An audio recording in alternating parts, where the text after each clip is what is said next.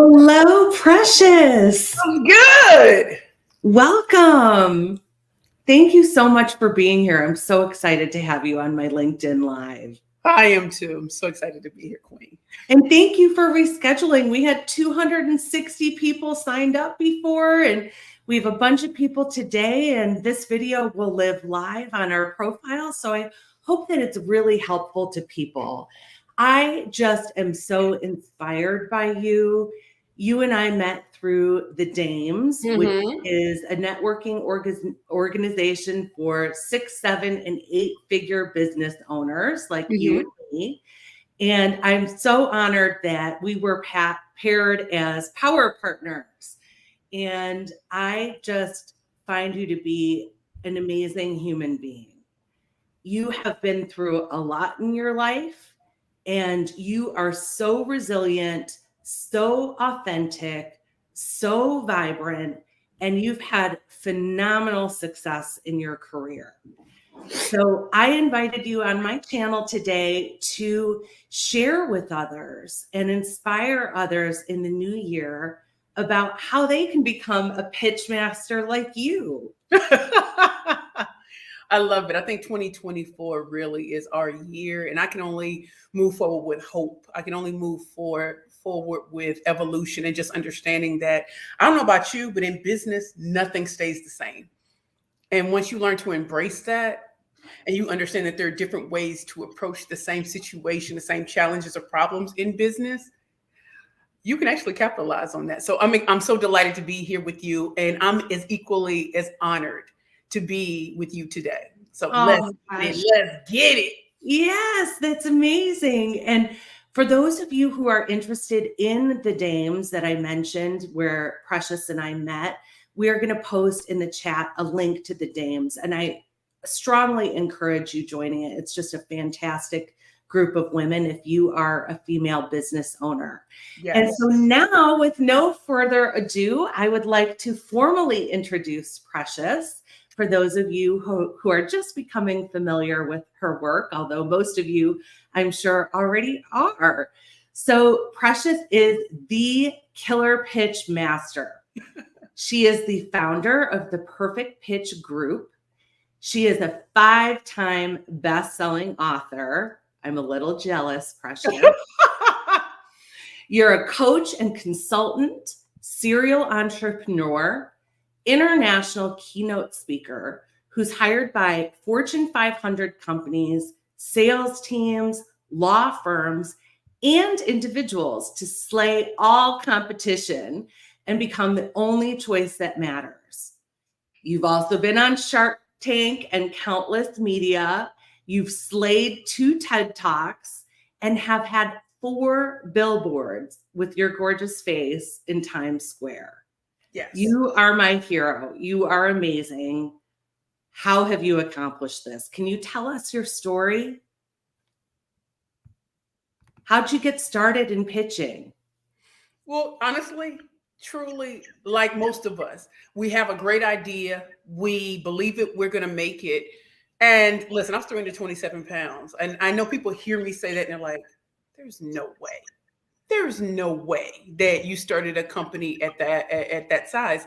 And actually I did. The thing is, I was an attorney who was disgruntled. You know, here I am working at some of the most prestigious law firms and clerking for a federal judge in the Southern District. And it took me meeting an incredible man at the darkest time in my life to inspire me to start something incredible. And yes, I met him on a dating app. Yeah, I don't really like to say it, but it was Craigslist. I wrote a poem called Two to Tango, and it attracted him. I did not think we were going to meet in real life. I thought once he took a look at me, no way. We had this amazing date. And I was like, that's great that he humored a big girl. And then he said, can we do it again? My friends and I were all shocked. Like, what? Because most people don't know I'm a poet too, right? So we kept dating. And at some point I thought something might happen. So, I have to be ready, And I couldn't find anything in my size. And it wasn't because I couldn't afford it. none of the premier lingerie or intimate apparel brands had created anything for women my size. And if you did find something in our size, it was beige, black, and white. And I'm trying to come with colors. I'm trying to be like gold dripped and red. Like, listen, I'm trying to come through. And it really bothered me. And it kept bothering me. And one day I was with my friend Sarah in upstate New York, and the words came out of my mouth. I'm starting Curvy Girls lingerie. And the earth shook off its axis like, am I really going to do this? No, I can't sew. No, I can't draw. How is this going to happen? But I'm so excited. I tell my friends I'm doing my business plan. You know, I'm getting it popping. And I kept running into, you're too fat, too black, and you don't have an Ivy League degree. You don't come from money. You don't have any connections. Okay. What they didn't know is I've been told no so many times since I was a little girl. And I got to be on my Ariana Grande. Thank you, next. And if I didn't heed the words of my higher power telling me to go to an event, the Crane Small Business Awards years ago, couldn't afford the ticket, put that ticket price on a credit card, showed up, no business cards, no nothing, saw the media sponsors and trying to figure out why am I here? And suddenly I looked at one of the media sponsors and I sought them out. And I walked up to the producers and made up a pitch on the spot. And to this day, it still makes me emotional because if everybody tells you no, that you know, and they heard something, they understood I knew what I was talking about. Next thing I know, February 9, 2012, I was on Your Business with JJ Rambert in the elevator pitch segment. And in 54 seconds, I walked over $500,000. And so one of the greatest lessons I've learned about pitching is oftentimes we're pitching to the wrong audience. We don't know what pitching is. We assume we can use the same pitches for every audience, and we can't. And that when I change my language, I change the game completely. So I couldn't say, oh, we're creating lingerie for plus size women. Don't nobody care about plus size women. But you know what they do like to hear? Full figure divas and plus size fashionistas. Okay. So I couldn't show up and not show out. Because if you won't, I need to be dripped. The drip needs to be nice. Because for the first time, I saw power in my size. And for everyone who said what I did not have, you know what I did have? The survivor instinct to outwit, outplay, and outlast. Did I ever think pitching would take me as far as I am today? When you were reading part of my bio, I kept thinking, wow, I would not have that bio had I not gone against every no. Had I not taken every perceived flaw and made it my secret weapon. And I understood pitching as to such a level that people couldn't understand. And so that's how I got started. They told me to enter pitch competitions. And out of 14 tries, I became a 13-time national pitch champion. And my last pitch competition was Black Enterprise that I won on May 16th, 2013, raised almost $750,000 for my company back in the day. Yep, that was way back in the day. And then I started Perfect Pitches by Precious because so many women and men were so starstruck with me on stage. Like, how does she walk in with that kind of confidence? How does she know how to answer questions? How does she know? Babe, I'm a former attorney and I'm not new to this. And to quote my cousin, Lil James, I'm not new to this. I'm true to this. Precious, I love it. And I am loving your book that I'm reading right now.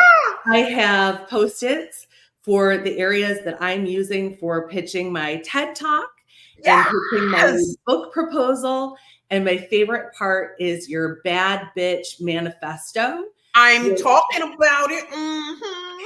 It's amazing. And what I love about what you've said so far is you talked about being 327 pounds. Yes. And I think we as women, we as human beings, we all struggle, I think, to some extent with our feelings of self-worth or self-esteem. Sometimes that plays out in our relationship with our body or how we look. And then each of us, as we put ourselves out in the world as an entrepreneur or business owner, or we're working for a company and we're trying to pitch what we do, we get no, we get rejection. And I too have always said that being underestimated is my superpower. And what differentiates giving up and success is that perseverance and that tenacity. And I love that you have that energy and that vitality, and it's contagious.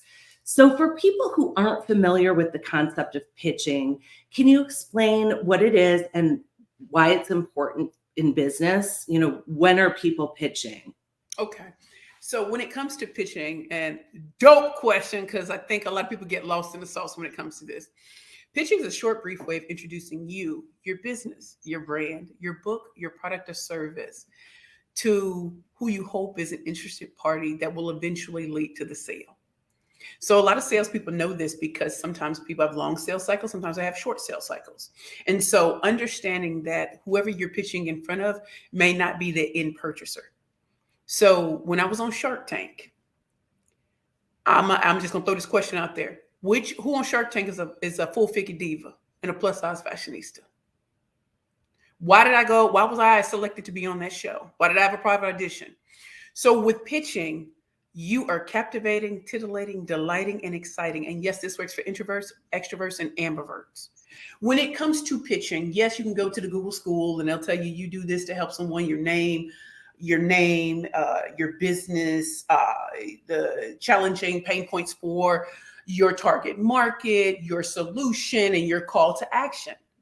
That all sounds wonderful until you're in a networking event and everybody is saying what sounds like the same thing. My name is this. This is what I do. Da, da, da, da, da. And you're like, I'm so bored. Well, one thing I've noticed about you, and it's interesting that you mentioned that you're a poet, is that you have such a gift with words. And you use humor also, and your words pop. You rhyme, you're witty, you're clever. It's new and different, and it's uniquely you. And it reminds me, when I was coming up with my book title and book chapters, I read a book called Words That Pop. Ooh, and obviously. It really was helpful and maybe a good resource for people. Oh, thank you for my book. Thank you. I purchased, y'all. I purchased. You sure did. You sure did. And I love that you're reading it. And I think our work really complements one another because you're teaching people how to pitch. And we're so similar in that we're also supporting people in embracing their worth and being resilient and persistent. And so my book is a practical program to help people with the financial mindset. Because I know for myself, that's an area that I used to struggle. And it takes a lot to value yourself and price yourself so that you can get those $500,000 wins. So I'd love to hear from the comments from the attendees, what are your thoughts and responses to Precious, and where are you joining from? And we're going to have time for questions. So make sure that you're popping in the chat, and we appreciate your participation and engagement. So Precious, how do you think that embracing our inner worth and our unique gifts in the world is related to pitching? Well, now that I'm reading your book, I have to just say that as I'm reading your book, it is about it's like financial tools to success, but it's also the psychology of success and building a framework around using psychology to really help people understand that your childhood and all these things have such a bearing on how you perceive the world, how you see the world, how others see you. And when you start to think from abundance and success, you have to change your whole mindset around that. So how does that relate to pitching? Now, when I started, everyone who had, for the most part, written a book on pitching looked nothing like me. And they were held up as a gold standard. They could offer templates. They could offer this, that, and the other. Well, I want to come in like a wrecking ball, like Miley Cyrus. I'm not doing what they think is important because a lot of people aren't going to show up coming from wealth or coming from with all the greatest connections in the world. As many people know, I grew up in poverty in the hood of St. Louis, north side of the city of St. Louis. And if it wasn't for some people pouring into me, I would not be here today. From my grandmother, Precious Dolores, Big P in the house, who told me I had to give the speech and connection. My first speaking engagement before the mayor of the city of St. Louis and the governor of Missouri. What 16-year-old can do that from the hood, or from anywhere and do it and possess that?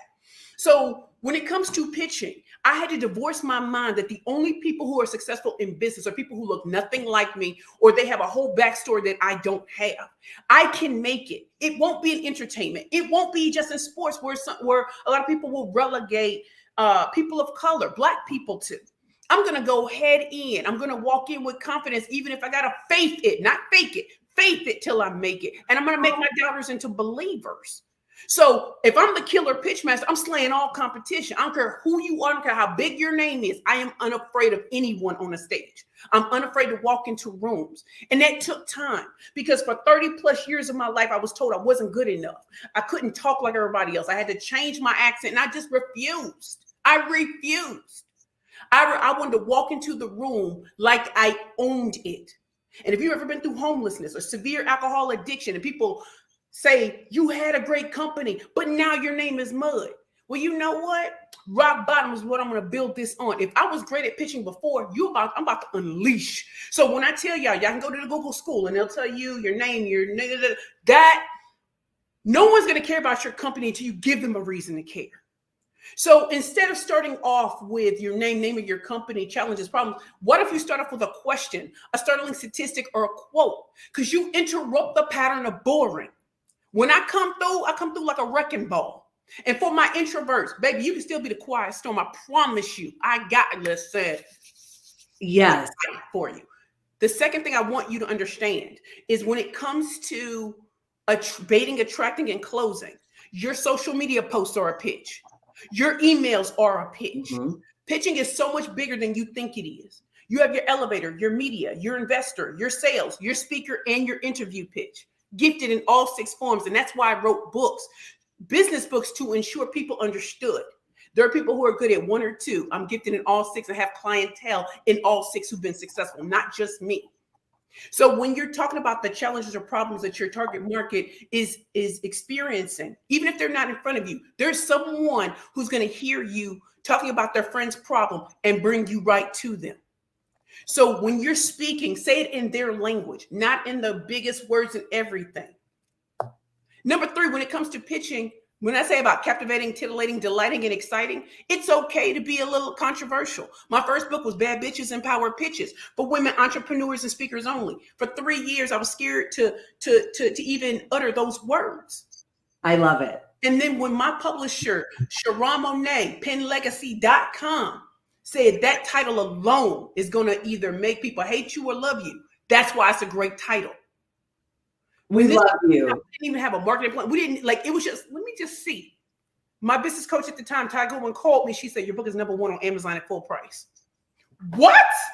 Next thing I know, Forbes magazine wants to review my book, whether it was good or bad. I said, you can trash it because people want to know how in the world can a Black woman at 327 pounds write a book on pitching that does not have templates in it, that does with the 7 branding personas of pitching, the people that I went head to head with in competition. I'm not going to start with templates because everybody else does. I'm not afraid to stand up and do something different. And the biggest thing I want you all to know, we talk about authenticity, and there's that fake authenticity, and then there's the real stuff. So when I come through like a wrecking ball, that's my personality. I'm not the Meek Mild chick from back in the day. I'm not the robot. I'm not put in a box. There are people who won't shoot. They want what you have. And too many of us are pitching to the wrong audience and not the right one. And yes, your audiences change over time, right, Joyce? Mine used to be just training women how to grow and scale their companies through pitch competitions. And then my higher power said, your insights and your experience on pitching could go into colleges and universities because you're not saying the same thing you say to women entrepreneurs or male entrepreneurs. You know how to talk to collegiate audiences, Ivy League audiences, top HBC. You know how to adapt to that. And then he said, it's time to go into corporate. People are not hiring Precious to be, hi, I'm Precious. No. Excited to be here. They want Precious to come through like Nicki Minaj, Moment for Life. I slayed Goliath with the sling. My sling. I love Nicki. So I'm saying all of this to you all to understand. People will tell you pitching is dead, baby. I'm saying it's changed forms.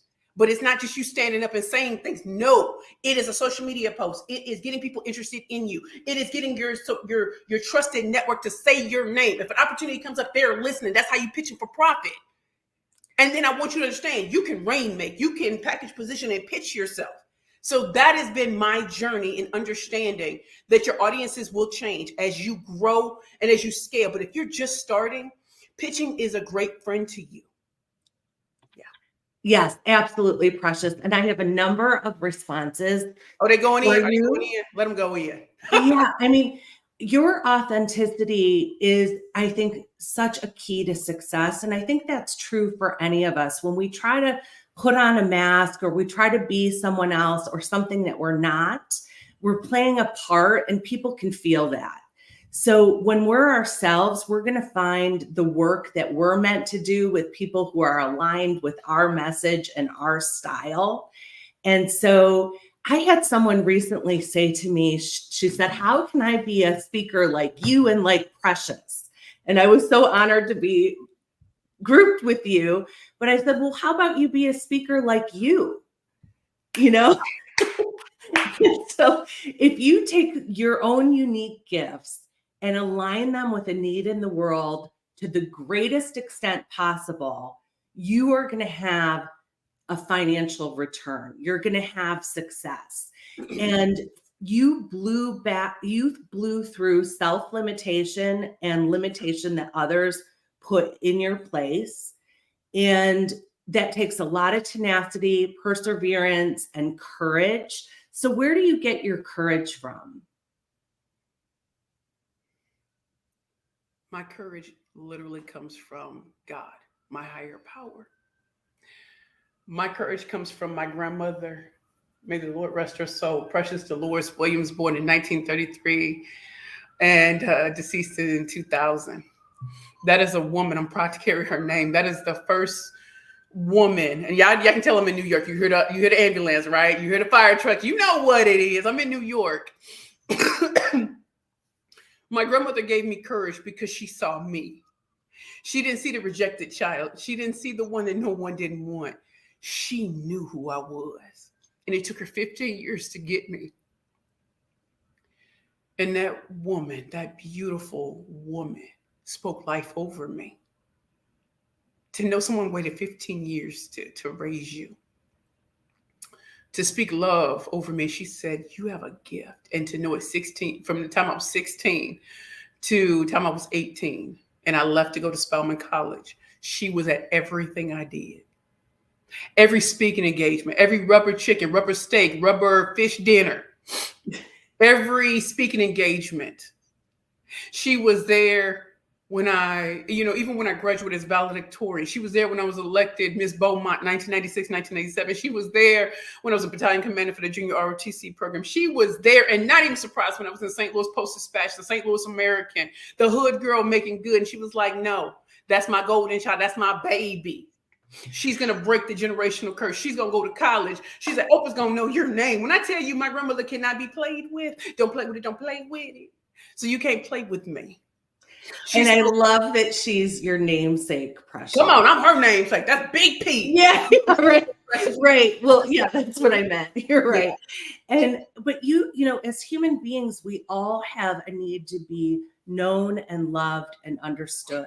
Yes. And even though you came from poverty, like you said, you've shared with me there are some challenges in your family of origin. You had one person who knew you and believed in you and supported you, and that lit your light and your fire. And you know, I believe in life that we're all dealt a different hand of hardships and blessings, and that's part of our journey. And we need to take responsibility for the hand that we've been dealt and become the author, not only the protagonist of the rest of our life story. And you have really done that. And you've also had a growth mindset where, you know, life is not linear. You had a lot of success, and then you had some challenges again that you mentioned. And progress is not linear, and we all have setbacks, whether it's addiction, divorce, breakups, unemployment, a business that fails. Yesterday, I saw I got a 1-star review on my book. Those kind of setbacks. But when you get back on the horse and you persevere, like that takes a lot of strength. And I just really, really admire that in you. And I know others do as well. And it's something that I want to emulate from you. So how can our attendees, how can we transcend imposter syndrome, that idea that we're not good enough, and maybe perfectionism? Like, I've worked with a lot of therapy clients and coaching clients who keep working on their business plan or their resume or their book proposal, and they're not submitting it because they're waiting for it to be perfect. Well, if I can be frank with you all, this is not something I could do on my own. It required me being around kings and queens, women and men who challenged me. So when I was going through the darkest times in my life, and I don't want to make it seem like my grandma was the only one who believed in me. Yeah, I'm sorry. Because she believed in me, so did my granddaddy. Yeah. So when I was out there were angels. Politicians. I am still amazed how all of this happened. But without her, initially, without my grandfather, without them building me up, having me dressed like a young lady, what they couldn't afford, they blessed me in love, right? So there were just certain things they were teaching without even having to say those words. The second thing is going where you're celebrated and not tolerated. When I walked out of homelessness, when I walked out of severe alcohol addiction, praise the Lord, I'm going on 7 years on my 45th birthday, January 22nd. I think about Sharon Monet, who encouraged me to write that book, who was my book coach, who, I turned in my first chapter and she was like this, trash. Let me be honest. Very few people ever say like, your stuff is, but let me tell you what she did. She made me come harder. See, that's what I'm talking about. She was like, put them big girl panties on. I'm not taking this. What did that do? Push me. You think about the dames. This is an organization of women who push and challenge you and will reach out to you. I can't tell you from the Dames Fun Friends how many conversations I've had, #DamesGive, where we've just been talking through challenges with each other. There is no need to, I can't tell you. Nah, if I'm on a call with you, let's go. Because I might be going through the same thing.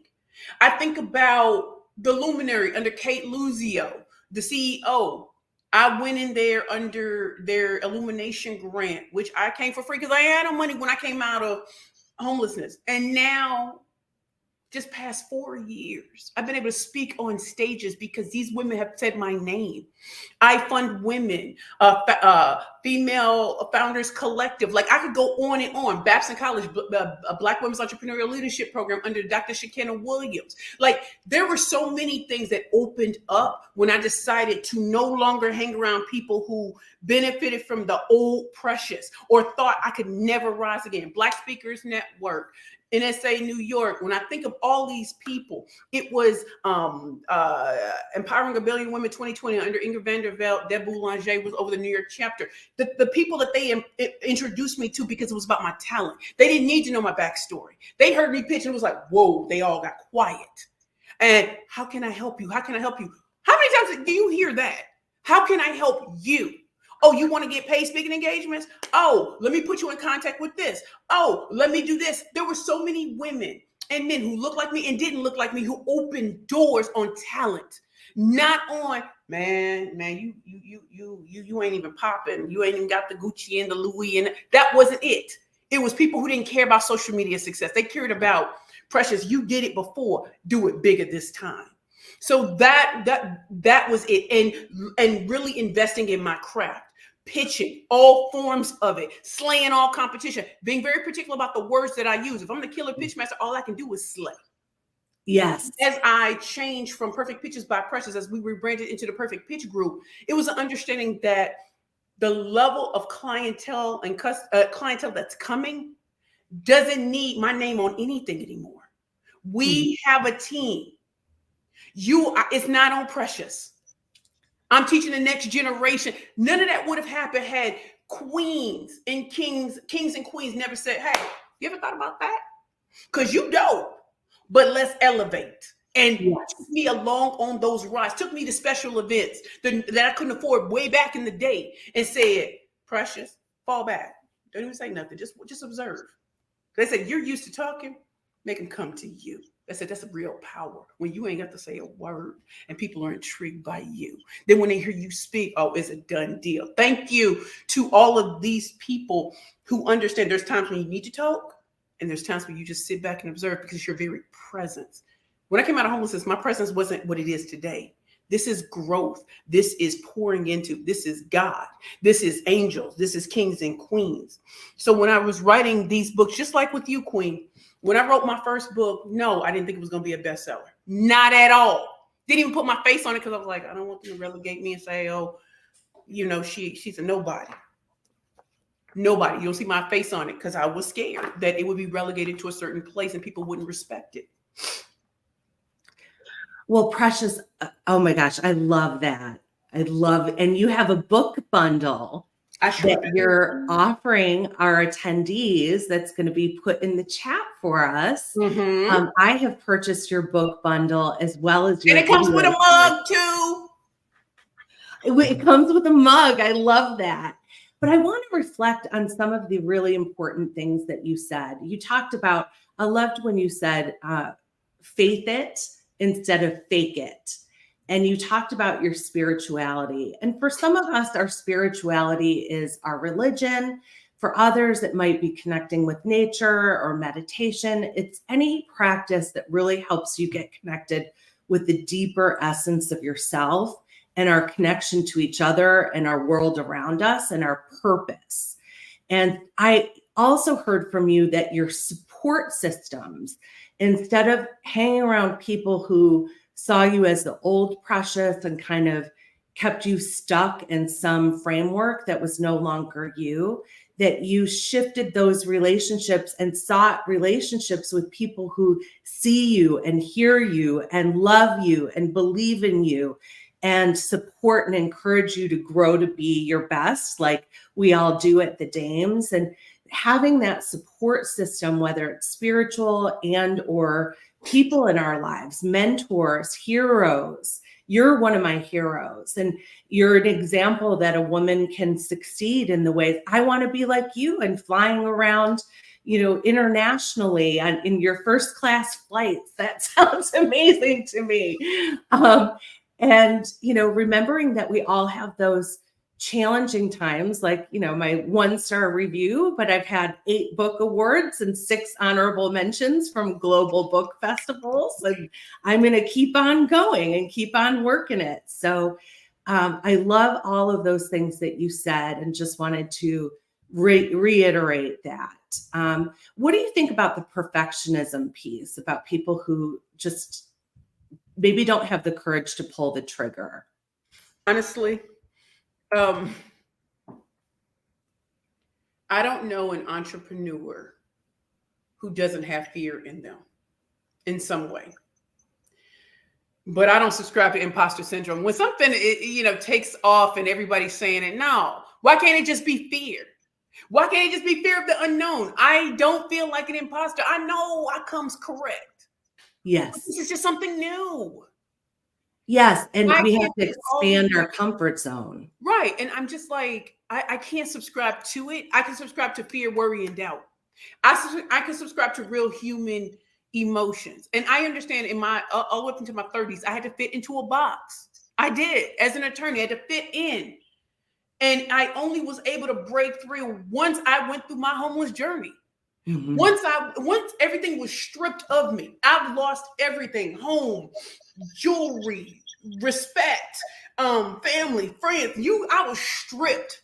The only thing I had is that I still had breath in my body, which meant my purpose wasn't over. I just was utilizing it wrong. I had too many Klingons, hang-ons. I was in a business partnership I never should have been in, right? Been there, yeah. And when I tell you, Fantasia has a song called Fantasia Barrino, one of the stars of The Color Purple. I had to lose it all to win again. Everything. When I say strip like Christina Aguilera's album from back in 2002 or something. Stripped. Yeah. What do I have? I got him, and I gotta believe that even if I'm eating out of garbage cans today, tomorrow I'm in a penthouse like it's nothing. I was given a talent, and all of us are. And I think one of the things, that's why I don't want to get into platitudes, because I never want to sound like that, like it was just easy. No, it wasn't. No. How many of us have heard no? Oh man, maybe it's not. I'm in front of the wrong people. I'm in front of gatekeepers who are afraid.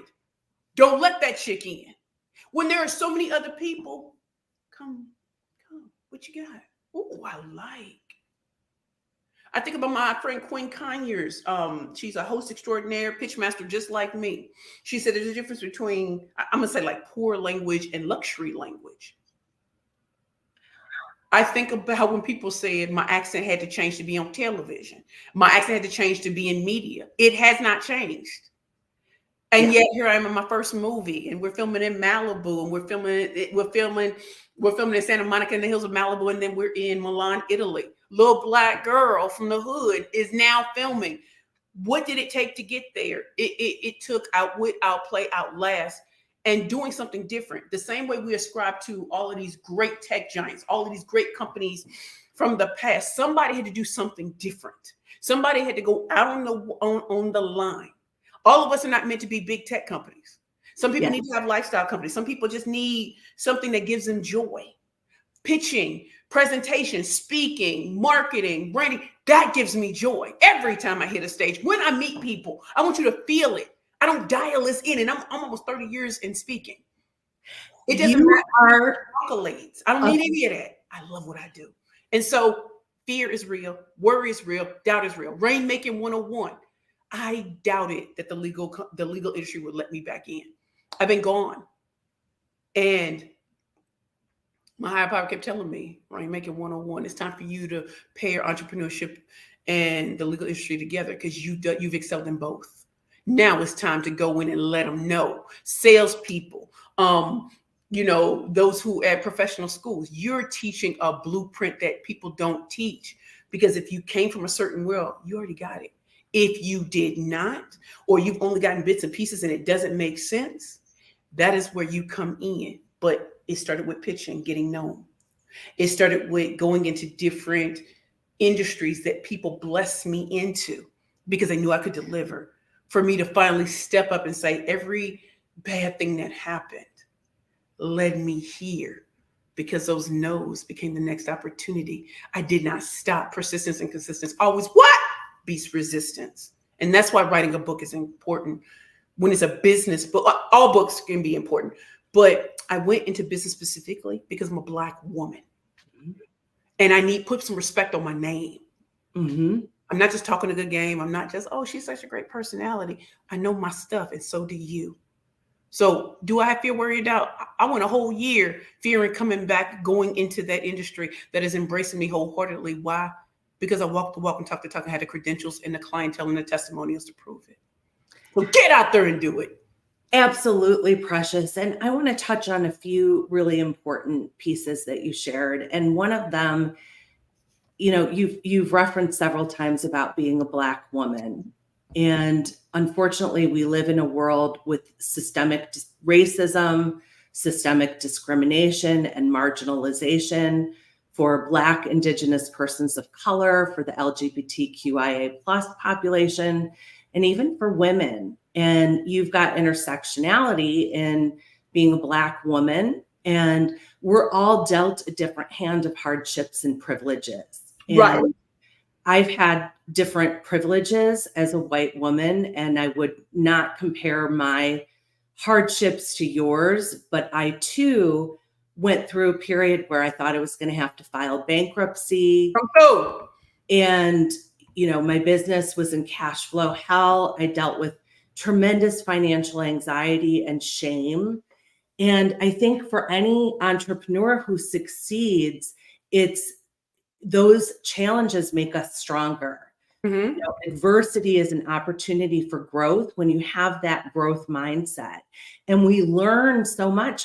Those challenges carve deep wisdom into our being that then we can really add to what we bring to our clients and the people that we serve. So you help both organizations and individuals. So tell Right. us how you do that. So when it comes to working with different organizations, I've usually been brought in to train the sales teams of top Fortune 100 companies. And so whether I do that through mindset and then sales pitching, sales scripting, and that's what I love. Yes. Like I'm sorry, y'all, I just have to have a moment. Dreams do come true, and not in your time. Right. Had I been popping when I was in my 20s, I'd probably be dead today. In my 40s, there's respect. So when I am training sales teams, or if I'm brought into keynote of a special event, I'm cognizant of the theme of those events and speaking to that. But when it comes to training sales teams, it's important to know what they're struggling with, right? Is the old language not working? Is it a mindset shift that needs to happen? Is it that what they are might be scripted to say needs to all change? That takes time. When I am training in law schools, we all, if you've been an attorney, y'all know what it was like to get your first year grades and want to jump off a cliff. That is very different from a third year who's coming out in an economy like this. I came out in 2007. Y'all remember the mortgage crisis when a lot of law students were not attaining positions. How was I able to get through all of that with a 2.9 GPA coming out of law school? How in the world was I in Sullivan and Cromwell clerking for a federal judge? How there's a method to this. That's why I said pitching is more than you think. Communication skills are key. Rainmaking, packaging, positioning, and pitching, all of that is key. Law firms, taking that to another level. What law students go through and what law firms and associates go through are totally different. That's why the pitching has to be different. That's why the training has to be different. Keynote is very different from an actual training or a workshop or anything like that. Finally, when I'm working with individuals through my, rainmaking, speaking, and branding accelerator, that is taking packaging, positioning, and pitching to make sure that you're actually speaking to the conference organizers and event planners who can see you. So how do you build visibility? How do you build credibility? How do you get people to say your name? And y'all, this is based on 29 years of being a speaker, 14 years being the killer pitch master, me being a former attorney in New York State, passing the bar on my first try, being in so many different places globally, in understanding, reading the room.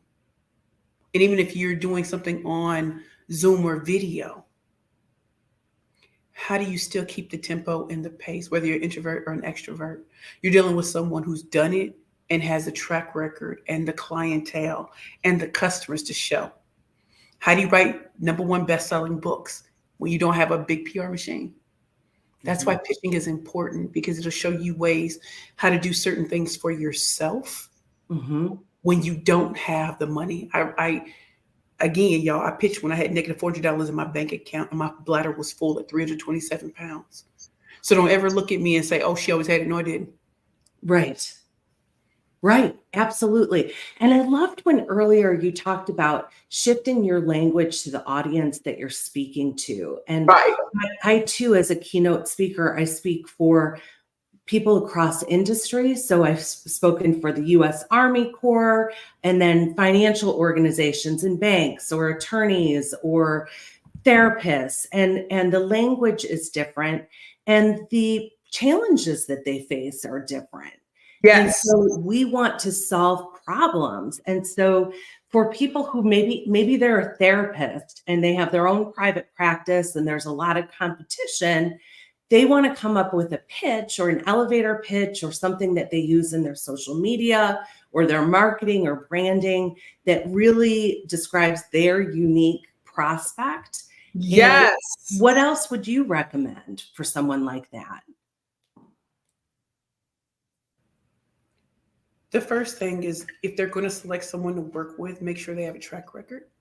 And they're not just someone who went to every guru's thing and they're just regurgitating, that they actually have a track record and clientele that demonstrate their zone of genius. The second thing that I would recommend is if it's a heavy investment and not where you are right now, see if they have video trainings for a certain fee where you are investing in you're investing in your business and yourself. You're going to learn things there that you wouldn't learn. And that prepares you for when you're going to work one-on-one with a coach, a consultant, a trainer. But you get to taste someone before going all in. I know a lot of us, can you raise your hand, Queen? Have you ever paid for something and you're like, I don't know what I was supposed to get out of that. I thought I knew. Or maybe I was ahead of my time. Maybe I needed to take steps instead of rushing into something. So see if they have like a video training series. See if they have any events that you can go to where you can see this person in action and just see, oh, that's not just social media. How many times have you met someone that you wanted to work with in real life and you realize, no, I don't want to work with that person. That person is not who I thought they were. Right. So those are great. Also, if they have books, I mean, Queen, you know, and going through the exercises on your book. Yeah, I saw somebody said they want to see what the name. So this is the name of her book. I know it's in the chat. But and y'all see those medals? Y'all see those medals? Oh, okay. I love you, Precious. I ain't even got these medals, y'all. But as I was going through, right? So when Queen Joyce was talking about, you know, words that pop and stuff like that, what was really getting to me is it's a workbook too, right? So this is not like I'm listening. I'm like, okay.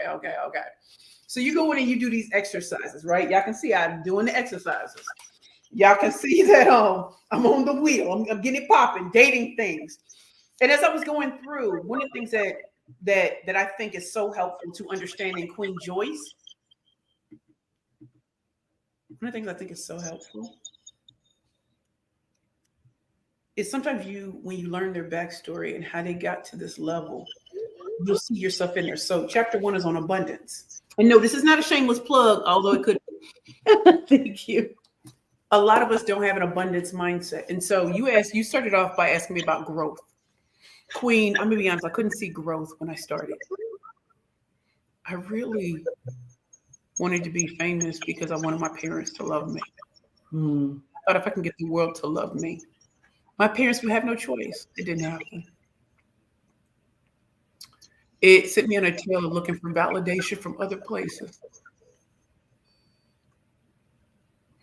Coming out of being stripped of everything and knowing as long as there's breath in my body, that my suicide attempt will remain an attempt because I'm still here, about to turn 45. Growth and abundance is a process when all you've known is lack and everything. So for you to start off with abundance and going over the things that you were taught in childhood that you've never even verbalized until you write it out. There were things I saw in myself. I've been taught to be self-reliant, severely independent. Nobody's going to come save me. But I knew that when I was a little girl. And that can put you in a state where you can't receive help. Absolutely. And I know we want to move into questions so that we can ask questions from our wonderful attendees. But while people are posting their questions in the chat, and I'll help you moderate those, Precious, as well. Are you going to tell me the questions or am I supposed to look for them? I will tell you them, but I'm going to say a couple things first in that.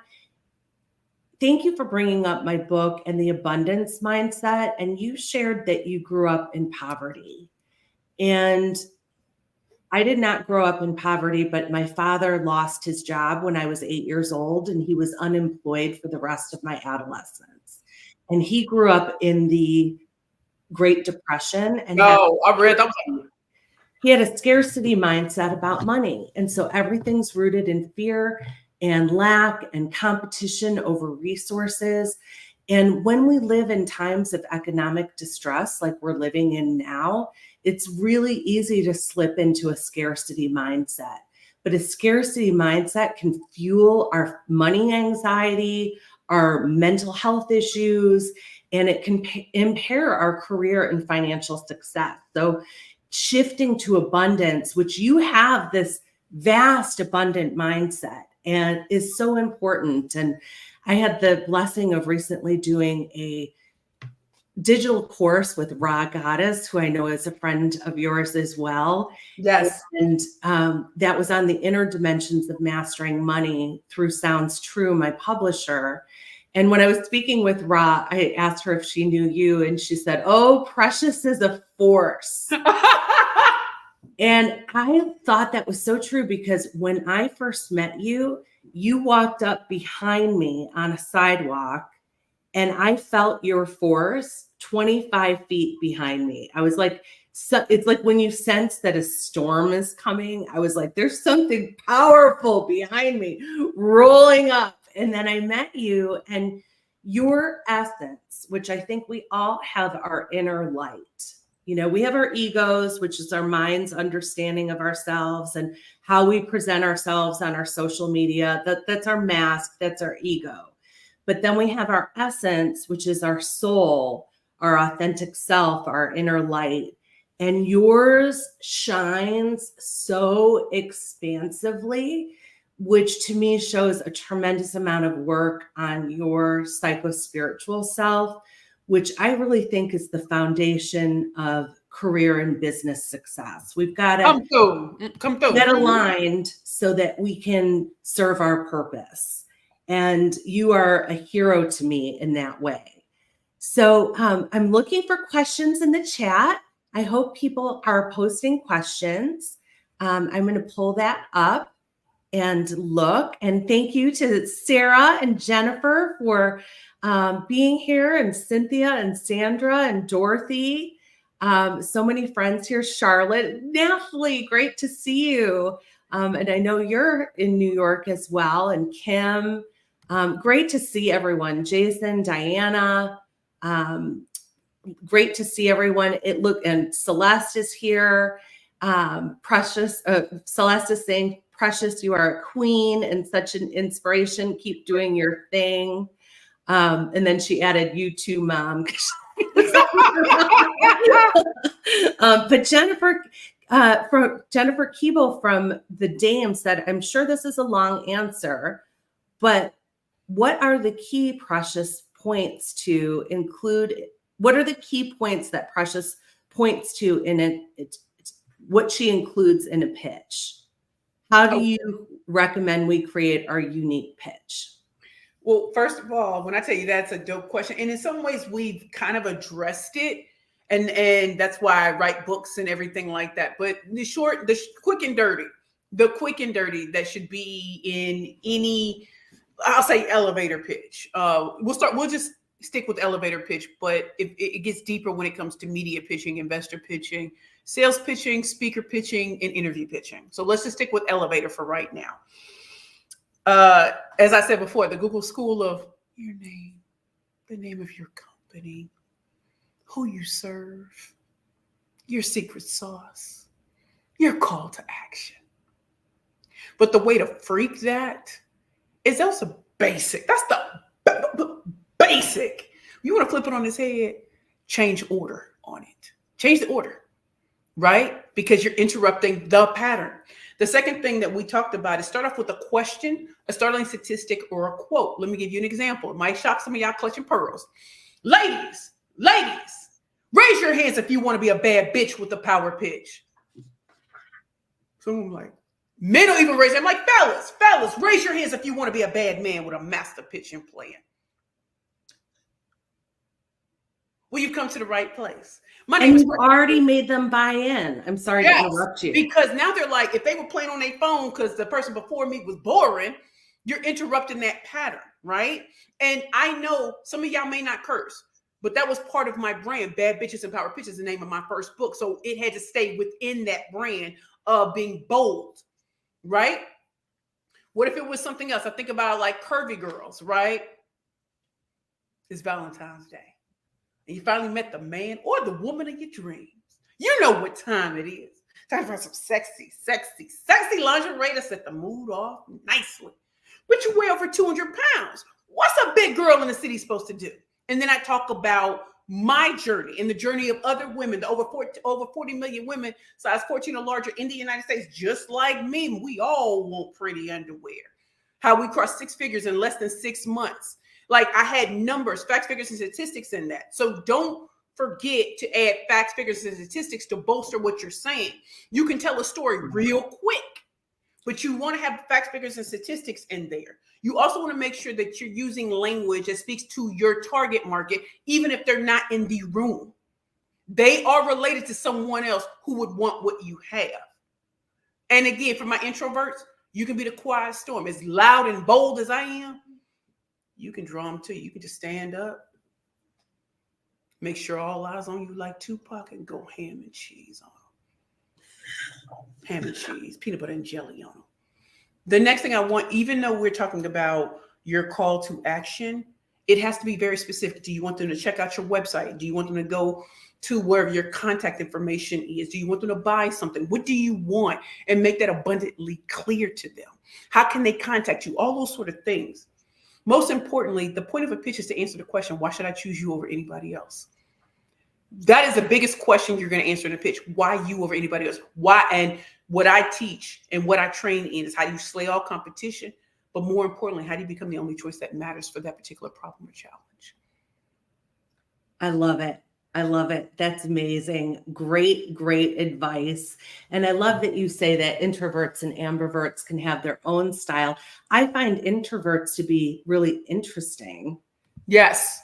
And, that different energy is an energy shift and people listen. So yeah, we all have our unique strengths, but you bring so much energy and passion behind your pitches that it really is contagious. And so I think that's a big part of your gift as well that we can all learn from. So I'm seeing in the comments that Ariel recommended that we put all the resources together. So we'll make sure to do that. I have a resource page as well that we're going to share in the chat, but we will again put those all together for you so that you can have those going forward. I have purchased Precious's her book bundle with the mug with all of her books. That's amazing. And then you also have your video bundle. Right. You have the ultimate pitch bundle, which has a series of my master classes and also some bonuses so you can see what did I actually pitch to even get on Shark Tank? What happened in my private audition to get me there? Like, so there's certain things like that, pitching for profit masterclass.